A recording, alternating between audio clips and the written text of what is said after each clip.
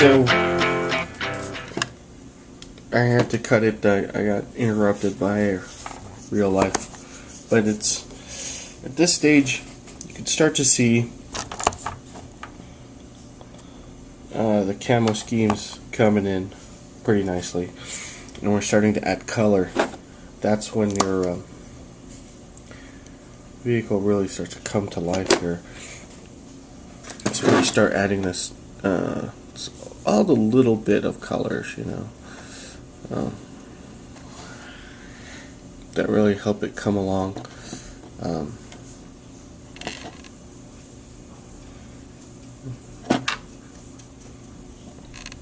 Now these colors I'm just using for my camo scheme. Obviously you want to do whatever matches whatever environment your guys happen to be fighting in at the time that you paint them.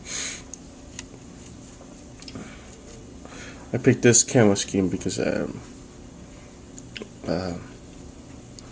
started this army playing mostly against orcs, so it's kind of a, you know,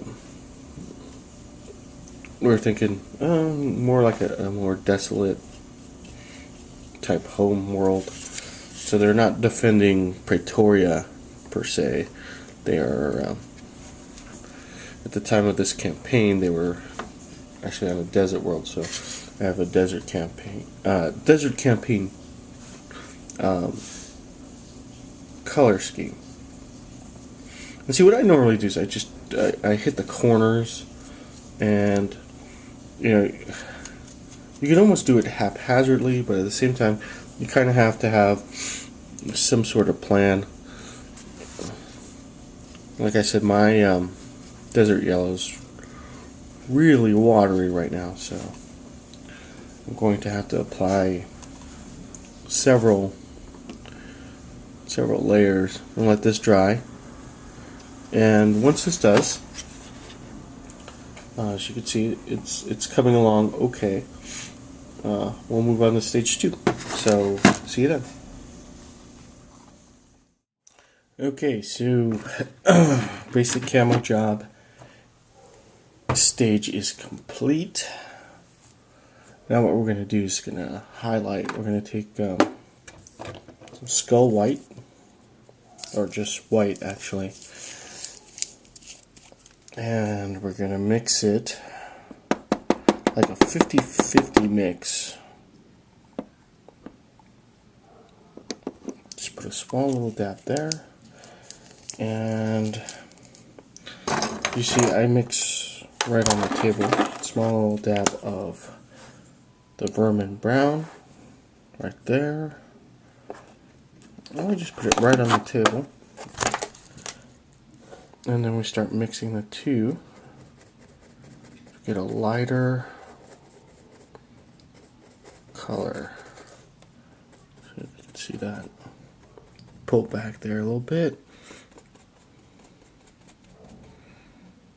It needs to be just a little bit lighter. There we go. Now what we're going to do is wipe the majority of it off, and we're only going to touch the raised areas.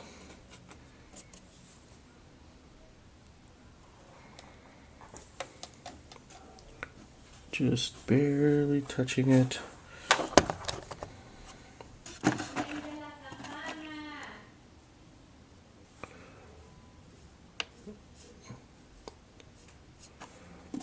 Just lightly go over it.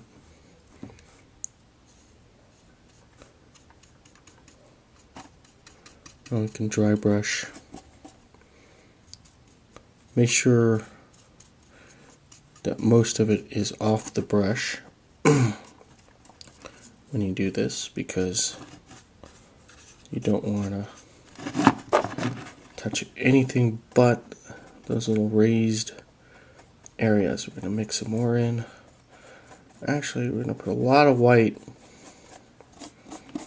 and give it a really nice, almost peachy color.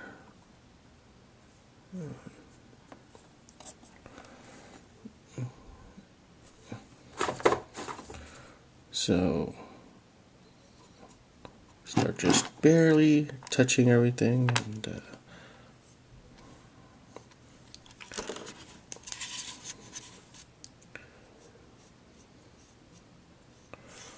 it's going to look a little weird at first. I think I went a little too light. Let me mix some up. And again, just play with the colors, start pulling from one area to another until you get the mix that you want. See, it's a little too peachy, so we're going to go a little bit darker. There we go. See that? And like I said, if you just graze the brush on these highlighted areas, they start to pick up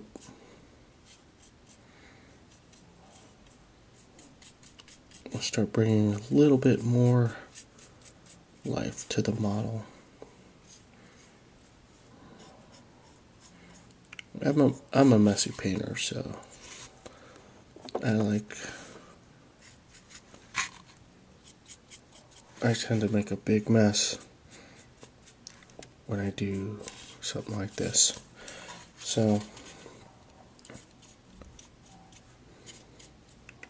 pretty happy with the way it's coming out, though. And I don't know if you could make that out too well, but that's with your highlighting stage in.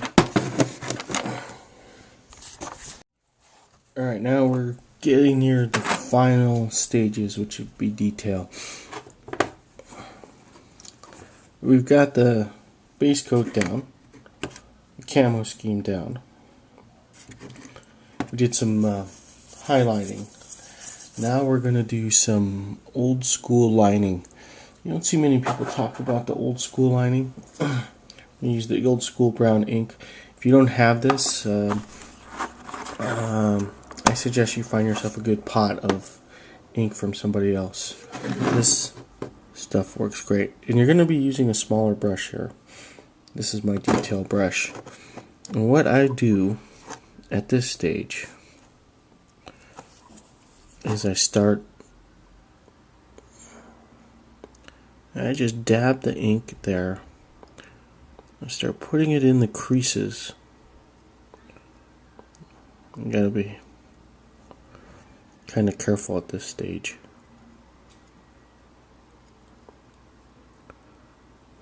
And what that's gonna do is shade and really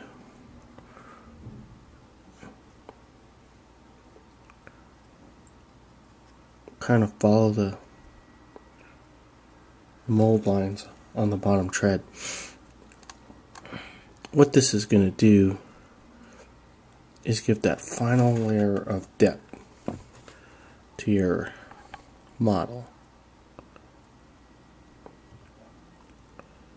And this is why you use the detailed brush. If you make a mistake here, you get it while it's still wet, spread the ink to another area or something like that. Trying to get all of this. It's not even in frame. But I start touching each rivet there. And I start tracing every part of the tank. This part takes the longest, but in the end, it makes all the difference. So I'm going to turn the camera off while I finish this stage. You can kind of get an idea of what's happening here as I begin to... What you're doing is you're making a visual indication that these are separate panels here, and the rivets are separate as well. And so it starts to look like an actual